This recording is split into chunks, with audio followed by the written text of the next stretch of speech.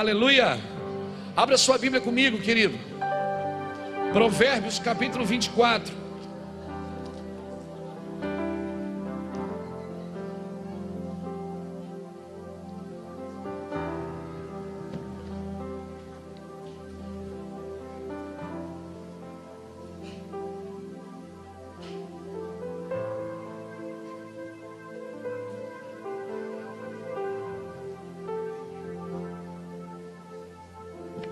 Pastor Ulisses pede para avisar que a padaria do SOS está funcionando hoje, amém? Você sabia que o Ministério de Recuperação, o SOS Vida Jovem, com resgate, com os trabalhos sociais, tem uma padaria agora, gente? Você sabia disso? A gente tem, não, é verdade, o pão agora é feito, tem profissionais do ramo. A gente ganhou uma padaria, né, Pastor Ulisses? O pão hoje já está fatiado? Não, isso merece.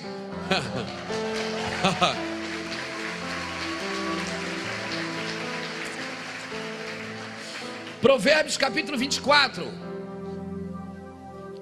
Vamos lá, gente, vamos entrar no rio. Hoje o pastor Cláudio não veio, eu pedi para o filho dele vir. O substituto do pastor Cláudio, o filho dele já nasceu, vocês viram, né? Ficou mais bonito ou não ficou, irmão?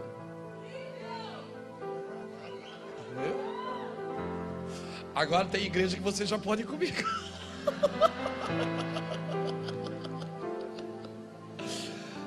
Eu e o Cláudio viajamos juntos já há uns 7 anos, que ele viaja junto com a gente, né? Mas tinha alguns lugares que o Cláudio não podia ir por causa do cabelo, tinha o cabelão comprido. Aí eu ligava antes, dizia, gente, e como a gente quer relacionamento? Não, irmão, eu não sou aquele cara que diz assim, eu prego isso e pronto, e acabou. Não, não é assim.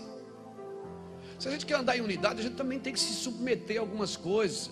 Unidade, você tem que andar descalço. Você não tem que entrar de tamanco alto e achar que é o cara. Se você vai andar em unidade, a gente também tem que ceder algumas coisas. Então eu ligo, você quer que eu vou de terno? Quer que eu vou de... que eu tenho um moço que viaja comigo, assim, um pastor... Só que ele tem o cabelo assim, meio comprido. E... o que é que vocês acham, assim?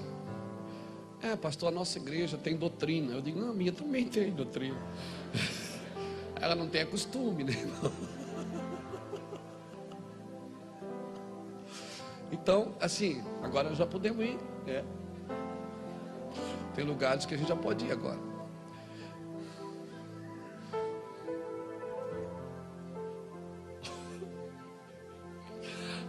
Provérbios 24, versículo 1 diz assim. Não, versículo 3. Com sabedoria se edifica a casa, e com entendimento ela se firma. Com a sabedoria se edifica a casa, e com entendimento ela se firma. Pelo conhecimento se enchem as câmaras de todas as substâncias preciosas e deleitáveis. Melhor é o sábio do que o forte. O homem de conhecimento aumenta a força. O homem sábio é forte, é melhor. Versículo 5. O homem sábio é forte, e o homem de conhecimento aumenta a força. Mas algumas traduções dizem, melhor é o sábio do que o forte. O homem sábio é forte, e o homem de conhecimento aumenta a força.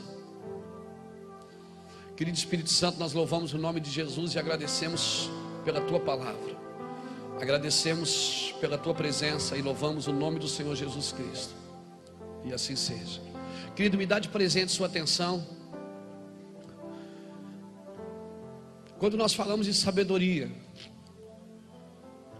a sabedoria edificou a sua casa. Se você ler Provérbios, você vai ler muitas vezes uma palavra escrita assim, filho meu, filho meu, filho meu. Por quê? Provérbios é como se um pai estivesse doutrinando, instruindo seu filho em sabedoria. E Provérbios, você sabe, foi escrito por Salomão. Salomão escreveu o livro de Provérbios, que nós consideramos como um livro de sabedoria. E depois também ele escreve Eclesiastes. Então Eclesiastes, ele não fala de sabedoria. Ele diz assim, eu conheço um homem. Ele começa a falar de vida. Ele começa a falar de dia a dia de uma vida. Ele não fala, ele não dá só princípios de sabedoria. Então ele começa a dizer em Eclesiastes: eu conheço um homem que foi sábio, fez isso, fez aquilo. E se você ler Eclesiastes, no final de Eclesiastes ele diz assim, ó: a conclusão de tudo é: teme ao Senhor e afasta-te do mal. Por quê? Porque Provérbios, Salomão está expondo a sua sabedoria, a sabedoria que ele ganhou de Deus, porque pediu a coisa certa. Agora em Eclesiastes ele não fala de sabedoria. Eclesiastes ele está dizendo o seguinte: que quando você faz mau uso da sabedoria, você paga o preço. Porque, querido, não vamos ser ingênuos. Quanto mais Deus nos dá, mais nós vamos ter que prestar conta. Amém? Você é um trabalhador da vinha. O dono da vinha vai vir buscar os frutos, querido. Uma hora o trabalho vai terminar e o dono da vinha vai vir buscar os frutos. E nós vamos ter que prestar conta. Por isso que não existe ministério individual. Por isso que não existe o meu ministério, existe o nosso. Todos nós estamos trabalhando para um bem comum, para uma obra comum, para uma obra de Deus, tudo tem que convergir no céu, senão não adianta. Não existe ministérios individuais, nem monopolizados. Deus não fechou o contrato com ninguém nessa terra. Deus disse: ó, você vai viver avivamento, mas você não. Não. Deus não fechou negócio com nenhum ministério, com nenhuma igreja. Deus não monopolizou o avivamento. Todo aquele que buscar o Senhor o achará. Todo aquele que andar na luz vai ser abençoado. Isso não tem nada a ver com grego ou com judeu, com preto ou com branco, com pobre ou com rico. Todos que andarem em Deus vão desfrutar, vão usufruir dos benefícios celestiais. Isso não é patrimônio de um ministério, de uma cidade. Não existe a cidade do avivamento, a igreja do avivamento.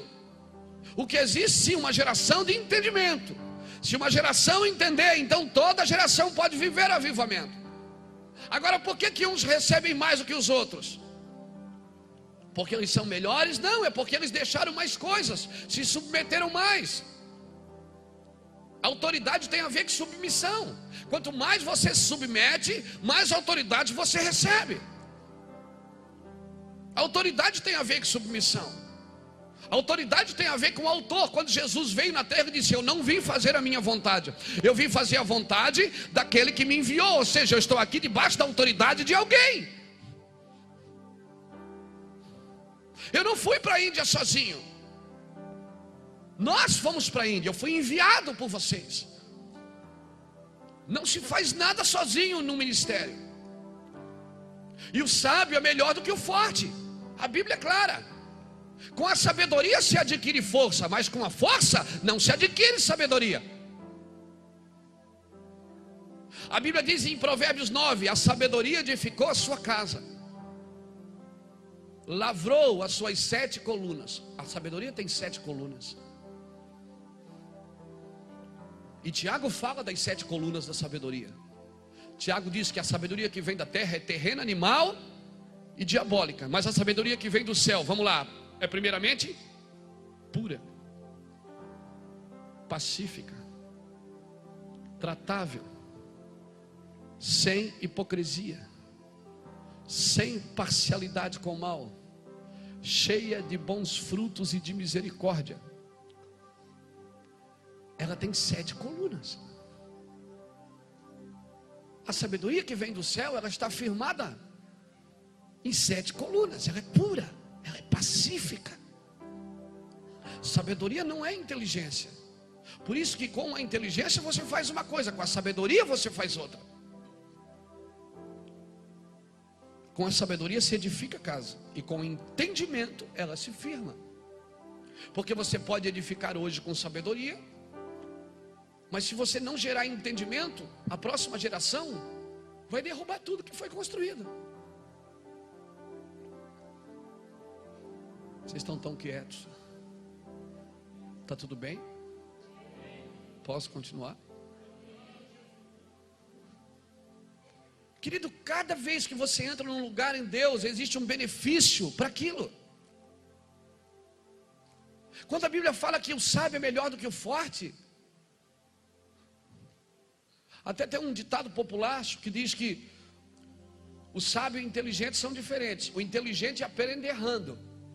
Ele fica inteligente uma hora, porque ele errou tanto que uma hora ele aprendeu. Ainda que tem pessoas que não aprendem. Agora o sábio não, o sábio ele fica observando o inteligente errar.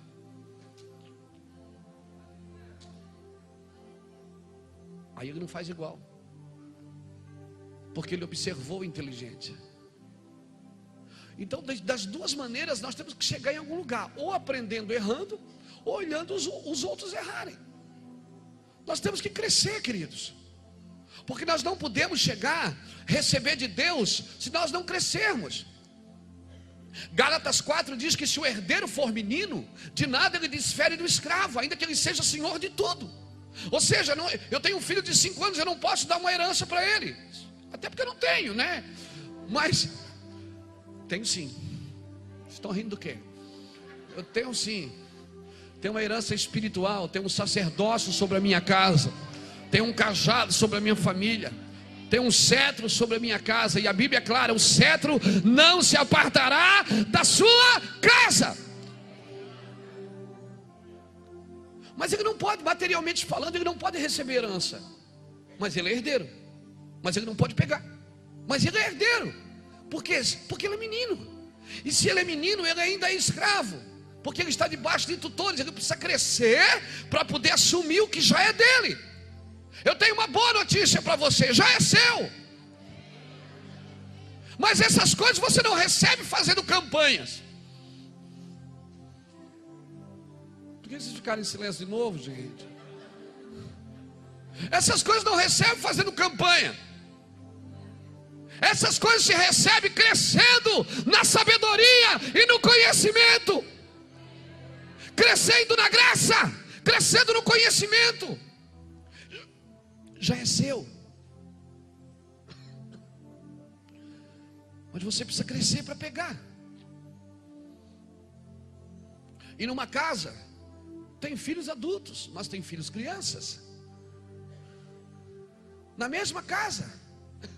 E a Bíblia é clara: você que já é adulto, você que é forte, tenha o quê? Não, eu vou repetir. Tu que és forte, tende paciência com quem é o forte? O forte é aquele que já venceu algumas áreas da sua vida, se tornou forte naquele quesito. Ele já é forte ali em relação ao casamento, ele já é forte em relação às finanças, ele já é forte em relação à criação de filhos, ele já é forte no ministério, ele já venceu áreas da sua vida. Então ele é forte, ele tem legalidade para falar disso. Quem é o fraco? O fraco é aquele que ainda não venceu. Nós precisamos ter paciência com esses. Agora tem um terceiro grupo que não está aqui. Está em São Luís Hermínio, capítulo 1, versículo único. Tem o fraco que pensa que é forte.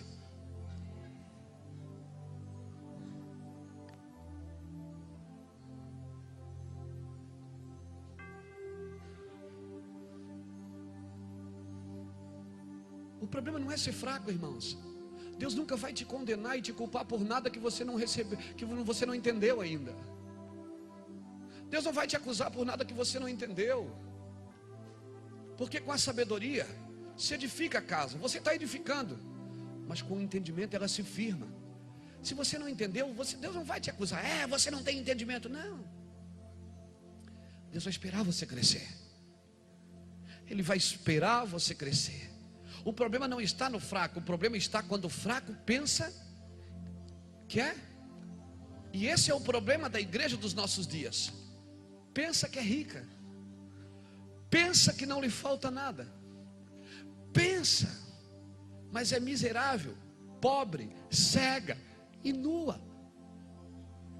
E eu vou dizer uma coisa para você: pior do que não ter é não ter e pensar que tem. Porque quando eu não tenho e tenho convicção que eu não tenho, alguém me convence que eu não tenho, eu digo, puxa, eu preciso ter. Eu não vou deixar as pessoas pensar mais de mim do que eu sou, irmãos. Eu sei quem eu sou. As pessoas não podem pensar de você mais do que você é, mas também não deixe elas pensar menos do que você é. Você sabe quem você é em Deus. E se você não venceu algumas coisas ainda, querido, fique tranquilo. Na casa do meu pai há muitas moradas, e o pai vai esperar você crescer. Aleluia.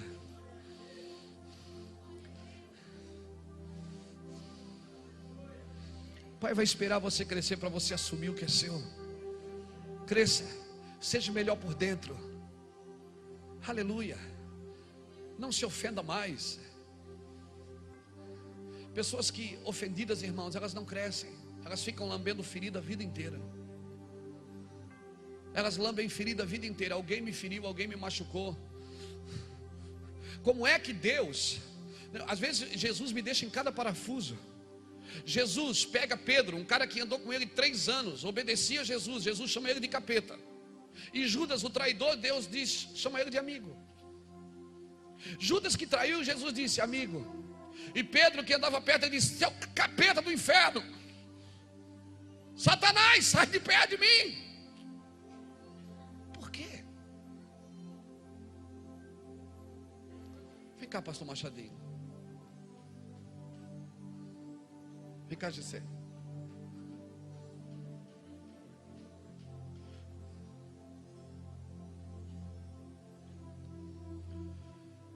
Você vai ser o Judas agora, tá, Gessé? Só agora. Você nunca foi Judas, mas hoje você vai ser. Esse é Pedro. Jesus dizia assim a Pedro, entra naquela rua, pega o burrinho. Pedro ia. Pedro, joga a rede. Pedro ia. Pedro, segue o homem com o cântaro de água. O homem nem carregava água naquela época, e Pedro foi atrás do homem. Pedro, faz isso. Pedro, faz aquilo. Pedro, vem sobre as águas. E Pedro vai. Pedro está grudado em Jesus. É inadmissível que alguém que está grudado em Jesus, irmão, não entenda o propósito eterno.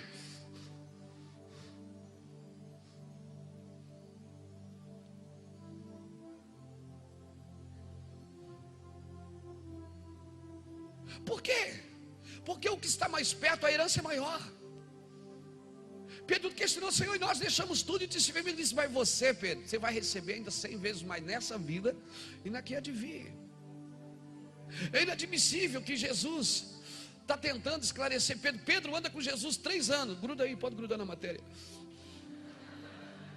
Pedro anda com Jesus 3 anos. E um dia Jesus disse assim, Pedro, eu vou te ungir para o ministério. Aí Pedro, uau. Ele disse, mas quando tu te converter,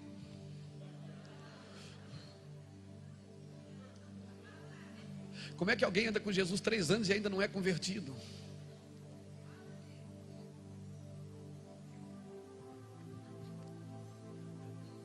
Irmão, sua vida com Deus, ela não está atrelada cronologicamente ao seu tempo de cristão. Tem gente que está na igreja há 20, 30 anos e não se converteu ainda. Tem gente que, é verdade mesmo. Isso é verdade, irmão. E tem gente que chegou ontem de ontem. Ontem. Já começou a entender algumas coisas. Por causa do quê? Da renúncia, submissão. Irmão, nós estamos vivendo num tempo que ninguém mais quer prestar conta com ninguém. Esposas não querem mais prestar conta com os maridos. Maridos, onde é que tu vai? Ah, não te interessa. Claro que interessa.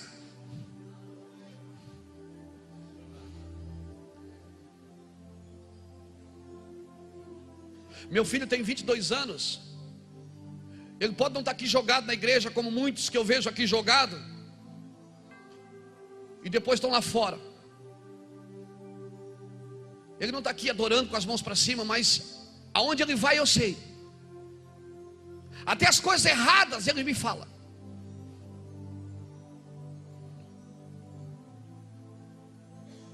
Preste conta com seus pais, viu? Preste conta.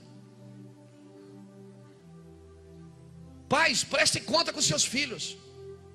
Quando eu fui dar meu carro para o pastor Lapa, eu fui conversar com meus filhos, porque é a herança deles. O marido embarca no carro e sai. A esposa: onde é que tu vai, amor? Não te interessa. Isso é um pulinho para não voltar mais, irmão.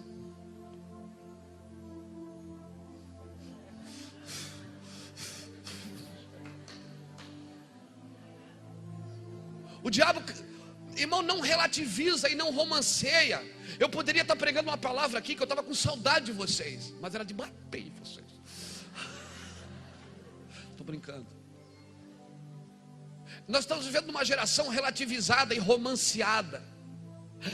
A alegria está no coração. Não relativiza e não romanceia as coisas de Deus, não. As coisas de Deus são com prestação de conta. Jesus prestava conta. Por que Jesus trabalhava de dia e orava de noite? Prestando conta com o Pai, prestando conta com os discípulos. Jesus estava dizendo: olha, gente, eu vou para Jerusalém, eu vou morrer.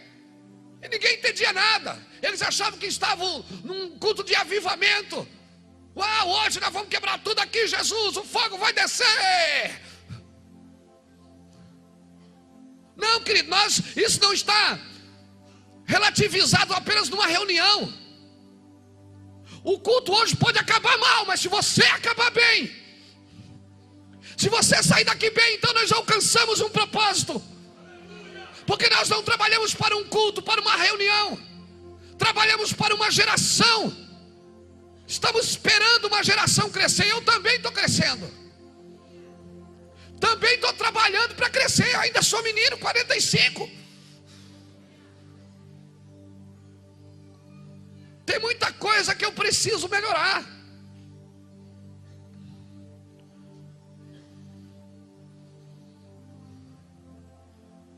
Entendam isso, querido. Aí Pedro anda do lado de Jesus, grudado. E Jesus diz: Pedro, quando você se converter, como é que Jesus chama Pedro de capeta? Ele diz: seu Satanás do inferno, você não entende nada, você não entende as coisas do céu. E Judas vai trair Jesus. E Jesus diz: amigo, dá beijo, dá beijo. Amigo,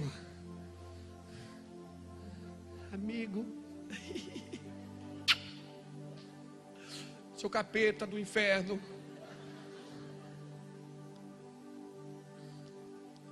Porque meu amigo não é quem anda perto de mim, é quem me ajuda a cumprir um propósito eterno,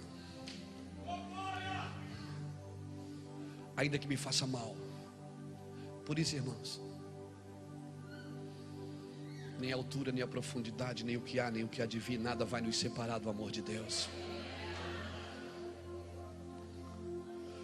Esse pode andar perto de mim, mas se ele não me ajuda, se ele não entende o propósito eterno, então ele está sendo usado pelo diabo. Esse pode ser meu inimigo, pode falar mal, pode atacar, mas se ele está me ajudando a ficar melhor,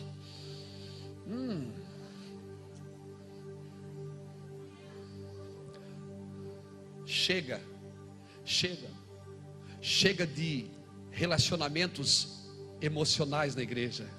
Ai, eu te amo tanto. 10 minutos depois já te odeia. Chega de relacionamento emotivos, porque a obra de Deus não é emoção, irmão. A obra de Deus é espírito, não é comida nem bebida, é justiça, paz e alegria no Espírito Santo. Então, se esse ele pode me trair, mas se ele está me ajudando a cumprir o propósito, dá beijo. Aleluia. Cada vez que você fala mal de mim, eu fico melhor. Você precisa entender mais o ministério. Você perto de mim, você tem que entender melhor. É isso aqui, irmão. Essa é a diferença da sabedoria e da força. Com a sabedoria se edifica a força, mas com a força não se ganha sabedoria. Por isso que Jesus dizia assim: até quando eu vou ter que suportar? Vocês não estão entendendo.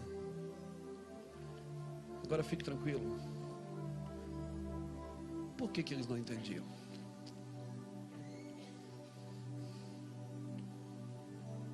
Porque eles ainda não tinham aquele que convence do pecado, da justiça e do juízo. Eles não tinham o Espírito Santo. Por isso Jesus estava dizendo, quando você se converter, Pedro, ele estava querendo dizer o seguinte: quando você, Pedro, deixar o Espírito Santo conduzir as suas decisões, quando você não tomar decisão por emoção, por amargura, por tristeza, por angústia, mas você deixar o Espírito conduzir você, Pedro, Pedro, você vai dirigir seus irmãos. Sabe quem é que pode dirigir seus irmãos? Quem é conduzido pelo Espírito. Quem não é conduzido pelo Espírito não pode dirigir ninguém, irmão, porque é carne pura, é emoção, é alma. E pessoas emotivas hoje estão bem com você, amanhã estão mal. Judas foi bobão de ter se matado, porque se ele tivesse ido pescar junto com Pedro, naquele dia que Jesus chamou Pedro, Judas estava junto. Judas poderia ser chamado para o ministério. Eu acredito na misericórdia plena do Espírito Santo. Eu sempre acredito na misericórdia. Ela triunfa sobre o juízo. Obrigado, Pedro. Obrigado, Gessé. Essa obra não se conduz com força.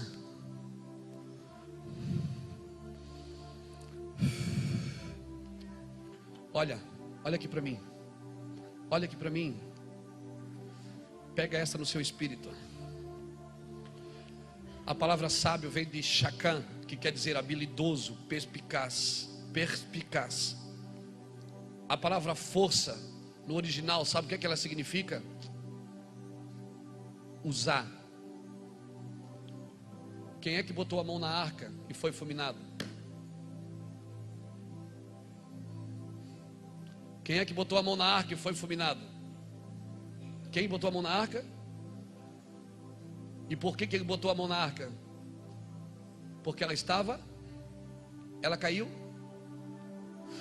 A arca não precisa da força, irmão. Ela não cai do carro nunca.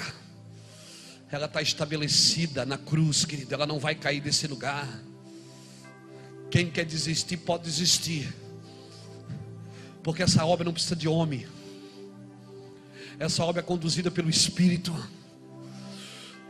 Quem acha que pode dirigir a obra de Deus, dirigir a sua vida, a Bíblia diz que você tem que deixar Deus guiar você, conduzir você.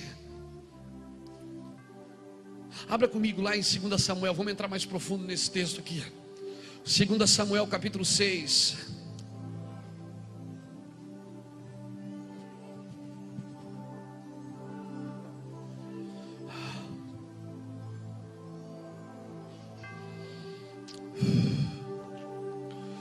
Samuel capítulo 6. Querido, motivação certa com princípios errados também gera morte.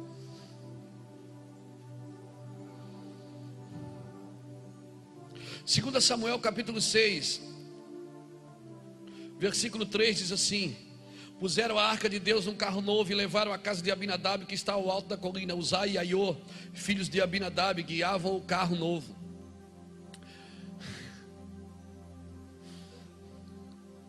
Uzá só vai até aqui, irmão. Você pode guiar coisas, mas a arca não. Só quem conduz isso é o Espírito. Só quem conduz é o Espírito, amém? Por isso,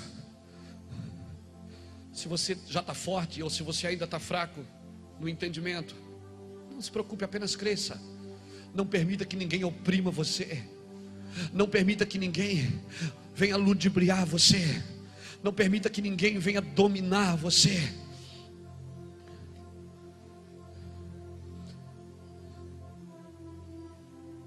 O problema, irmãos, na realidade, muitas vezes não é quando os outros nos dominam, é quando nós nos dominamos. Uzá, ele até podia guiar o carro novo, mas jamais ele poderia guiar a arca de Deus. Essa obra não é nós que fizemos, essa obra é o Senhor quem faz. Por isso ela não está firmada em Luiz Hermínio. Por isso que não é o Luiz Hermínio o bambambam. Longe de mim achar que eu posso levar a glória de Deus do meu jeito. Sabe por que o rosto de Moisés brilhava e ele não percebia? A Bíblia diz que quando ele desceu do monte, o rosto dele brilhava, mas ele não percebia. Porque quando você busca a presença e não a glória vem, você nem percebe que ela está com você. Deus te usa e você nem dá conta disso. Porque não é dom que você quer, não é glória que você quer a presença. E a glória se manifesta através de você, e você nem, as pessoas estão na unção. Tem dia que você está quebrado em casa, as pessoas te ligam: pastor, que palavra abençoada. Você diz: uau. Às vezes as pessoas me seguem no Twitter e dizem: pastor, que palavra. Que palavra?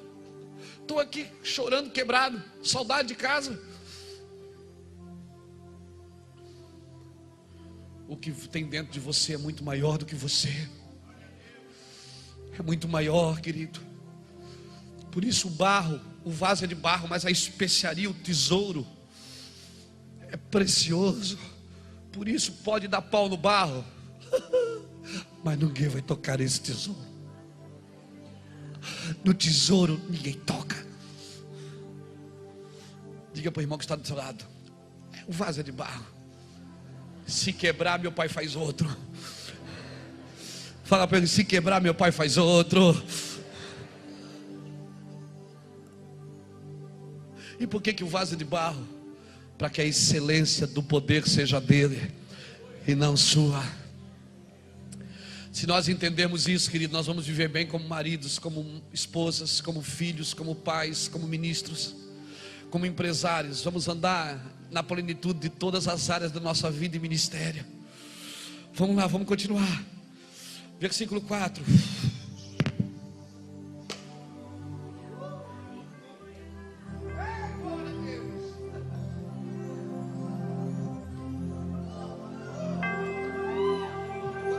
Um pouco, libera um pouco da unção nesse lugar. Solta um pouco, solta um pouco. Isso, libera o que tem dentro de você aqui nesse lugar. Invade esse lugar, Jesus, com a tua glória. Invade esse lugar com a tua glória. Uou!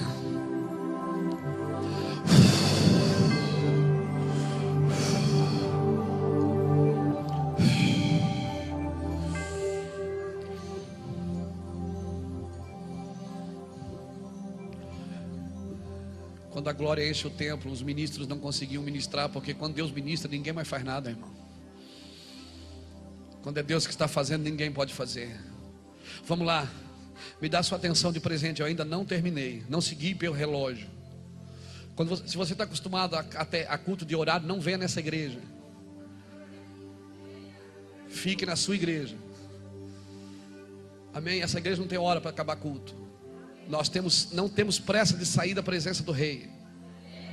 Não temos pressa.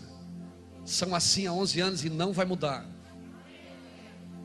Então, vem no culto da tarde, vem no da manhã.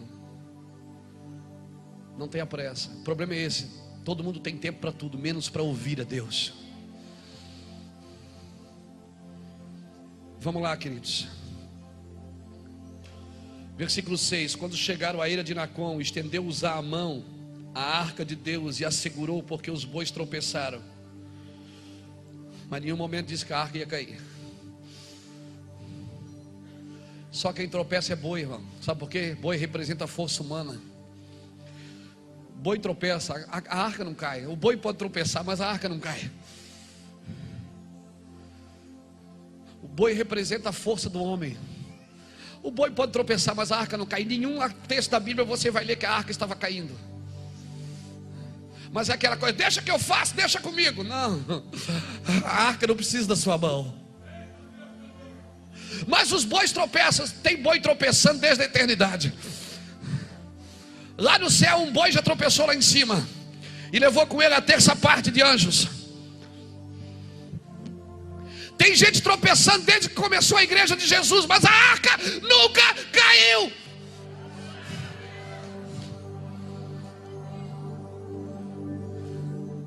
Não pare naqueles que tropeçam.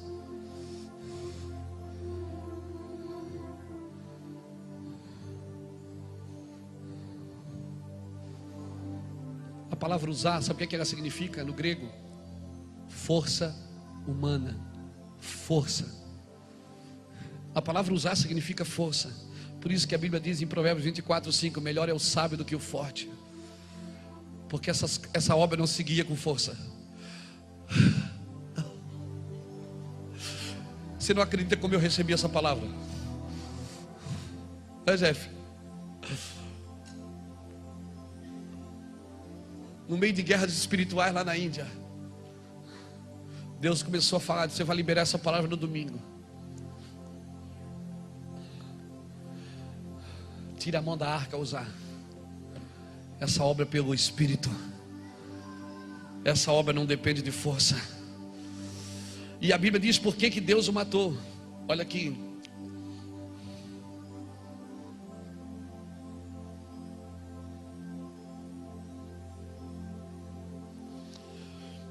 Então a ira do Senhor se acendeu contra Uzá, e Deus o feriu ali por sua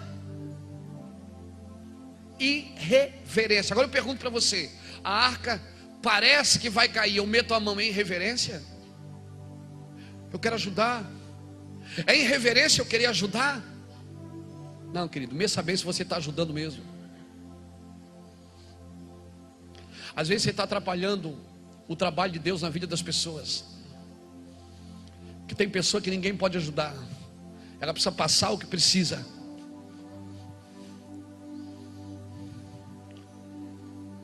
Agora, vem comigo. Deixa eu ler irreverência para você. Sabe o que é que significa irreverente no grego? Shalato, que significa negligência, extrair com a motivação errada. Sabe o que é um negligente? É aquele que toca na arca com a motivação errada. Esse é negligente. Vai morrer. Todo aquele que toca na arca com a motivação errada não vai chegar a Jerusalém. Vai ficar no caminho.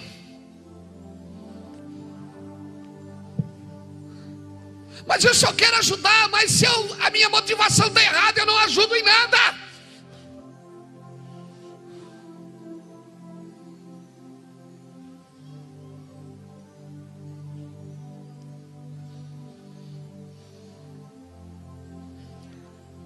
Obrigado pelo seu amém tão empolgado.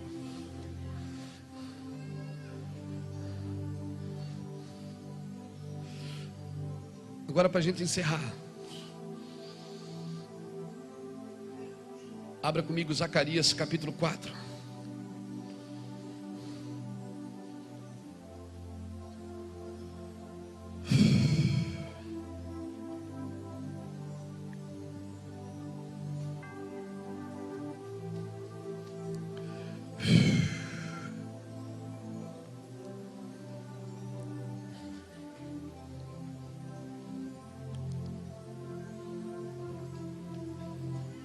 Uzá foi chamado aquele dia para guiar o carro, não para guiar a arca. Você não precisa botar a mão, ela não vai cair. Pode ficar tranquilo. Faça a sua parte. Deixa a parte que Deus tem que fazer. Quem faz é Ele, não é você. Por isso, irmão, que tem coisa que eu não posso mudar. Qual de vós, por melhor que seja, pode acrescentar um côvado no custo da sua vida? Você pode? Também não. Tem coisas que você não depende de você. Depende. O que é que você faz? Nada. Vou dormir. Faz o que eu fiz hoje à tarde. Dormi a tarde toda.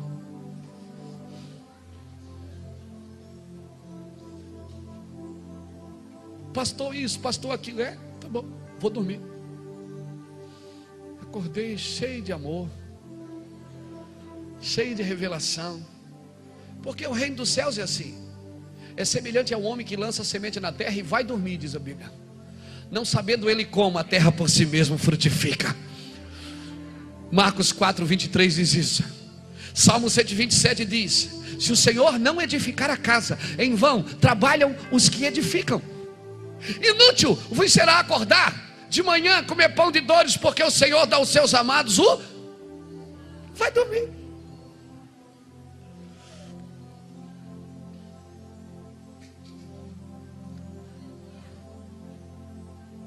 vai dormir. Tem coisa que você não pode fazer. Olha o que diz Zacarias 4, versículo 6. Versículo 6. Então ele me disse: esta é a palavra do Senhor a Zorobabel, não por força e nem por poder, mas pelo meu espírito, diz o Senhor dos exércitos. Quem és tu, ó grande monte? Diante de Zorobabel serás uma campina. Ih, vai virar campina esse montão. Faz assim, profético, agora é profético.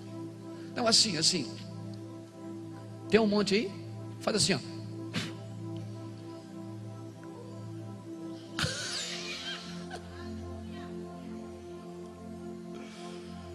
Quem és tu, ó monte, diante de Zorobabel? Agora nós precisamos entender por que Zorobabel recebeu essa palavra. Quem foi Zorobabel? Zorobabel foi nada mais, nada menos do que o líder do primeiro grupo de exilados que retornou da Babilônia. Sabe o que significa a palavra Zorobabel? Semeando na Babilônia. Quem quer semear na Babilônia? Então diga para o irmão que está do seu lado: não é por força, nem por poder, é pelo meu espírito. Quem é que Zorobabel guiou? O primeiro grupo de exilados que saiu da Babilônia. Eles estavam voltando para onde? Para Jerusalém. Para fazer o que em Jerusalém? Reconstruir Jerusalém. Reconstruir a cidade. Essa geração foi chamada para entrar na Babilônia, semear na Babilônia, levar os cativos de volta para Jerusalém. Zorobabéis dessa geração, não é por força e nem por violência, é pelo meu espírito, diz o Senhor. Não é por força.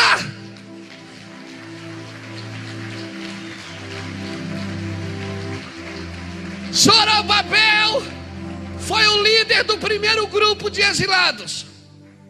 E quando nós pregamos aqui, que nós dissemos: Deus vai libertar os cativos. Não é Deus que vai fazer isso, é você, Zorobabel. Você quer lidar com um cativo?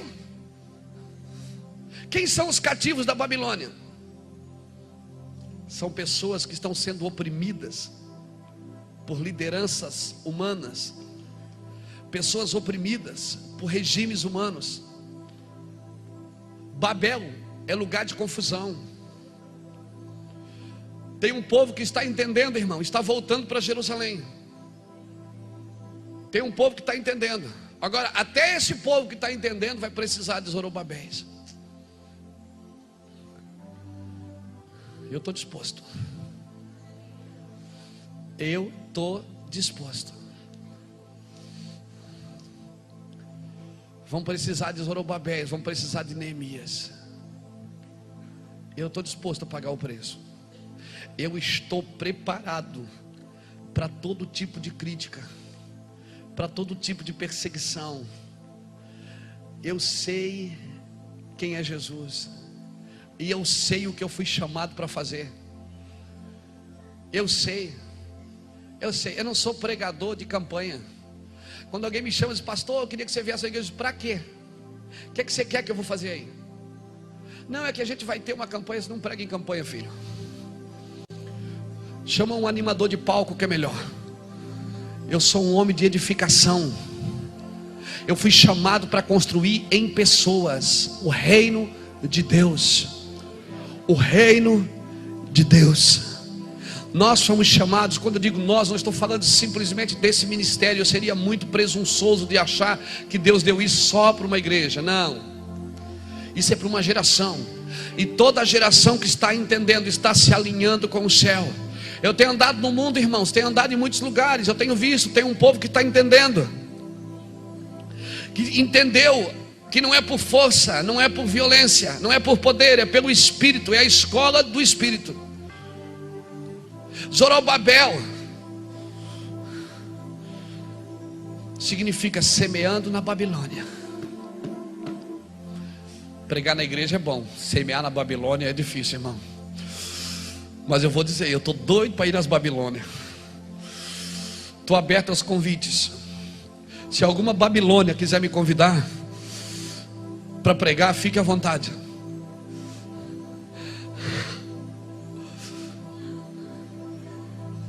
Porque eu sou guia de cativo, sou guia de exilado, de pessoas que foram abortadas no ministério, pessoas que tiveram que sair de Jerusalém para ser escravas na Babilônia, escravas de visão humana, escravas de estratégia humana.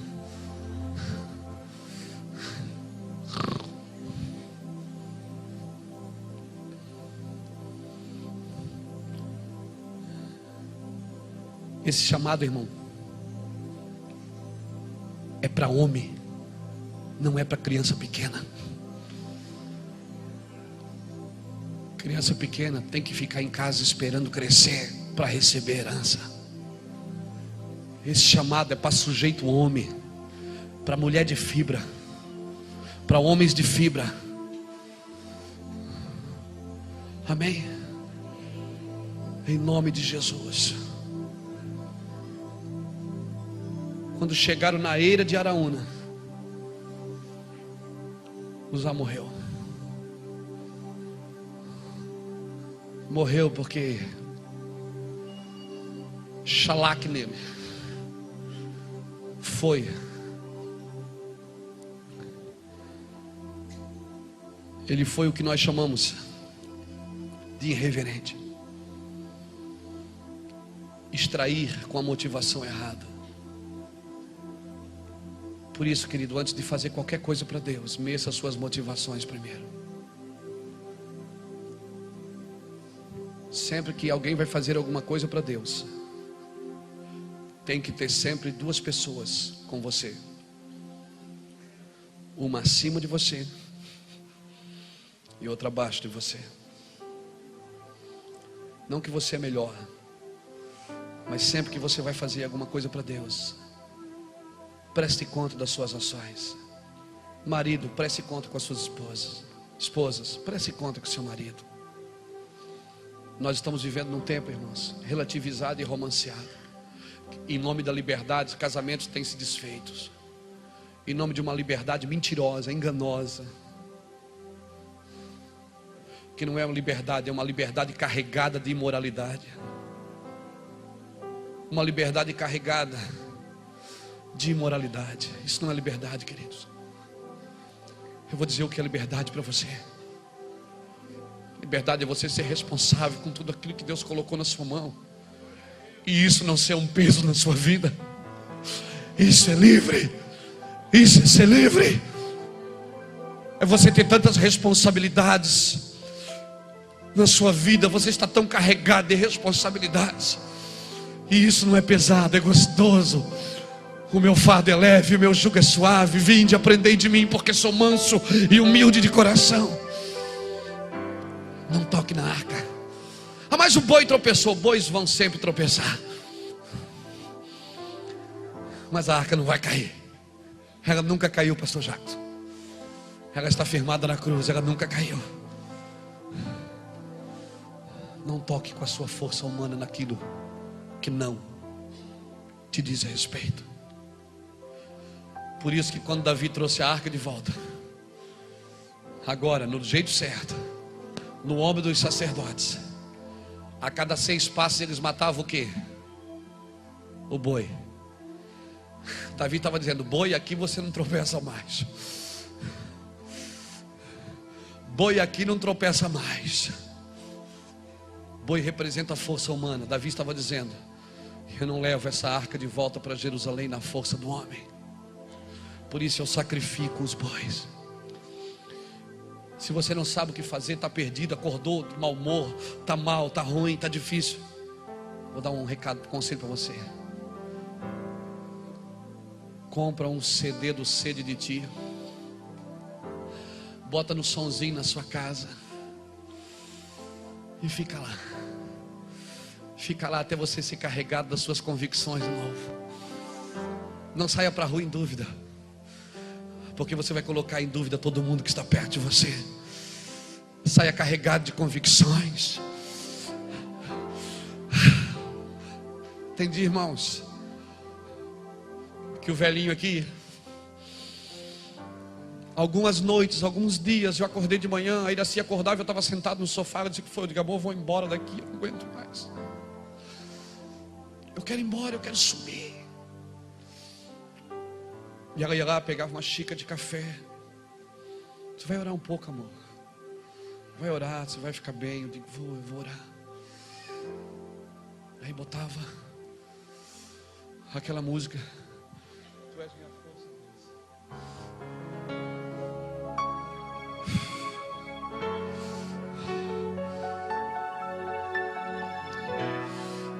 Com a xícara de café na mão, sentado. Como é o nome daquele negócio que tem lá no meu quarto? Esqueci também. Um puff.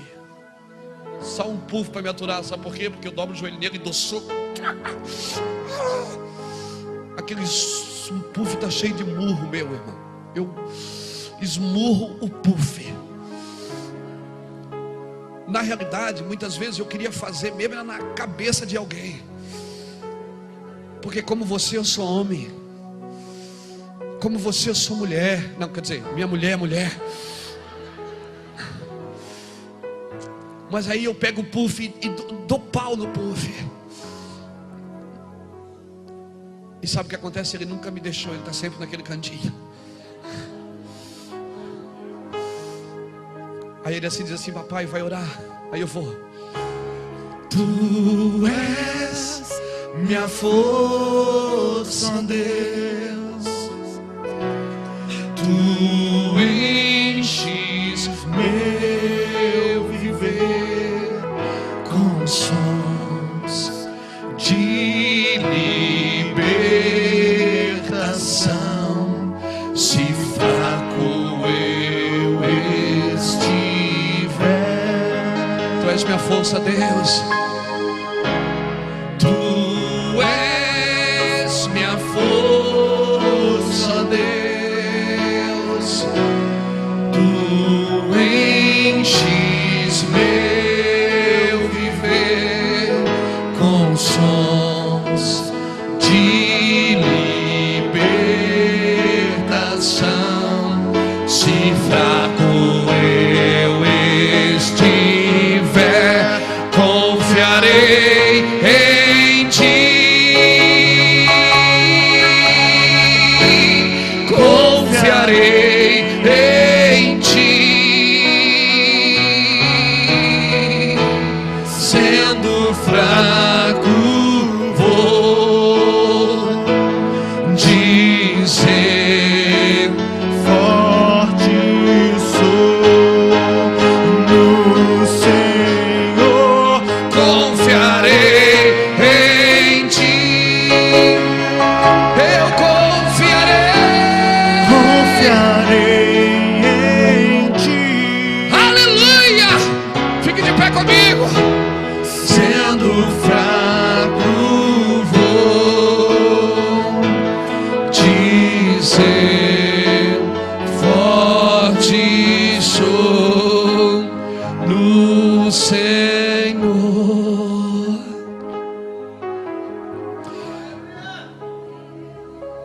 Dez minutos depois,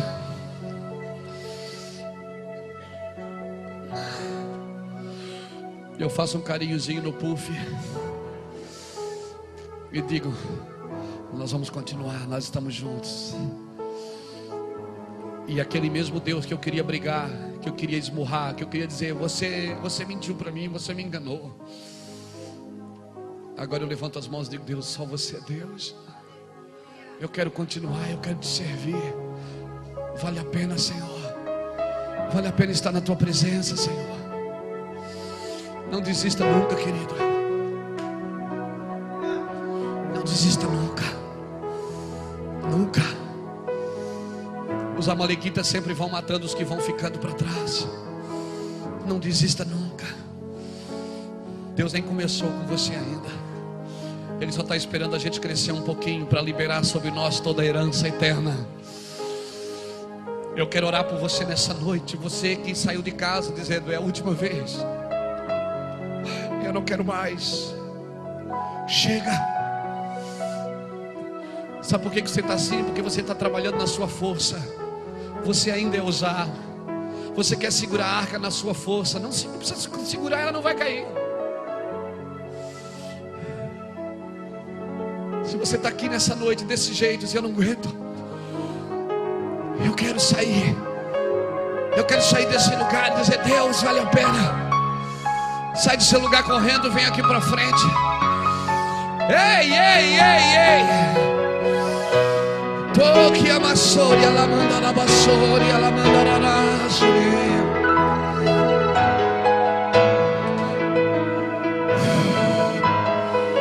Não é por força e nem por violência, mas é pelo meu espírito. Chegue mais para frente, chegue mais. Tu és minha força, ó Deus. Tu enches meu viver com sons de libertação. Se fraco eu estiver, confiarei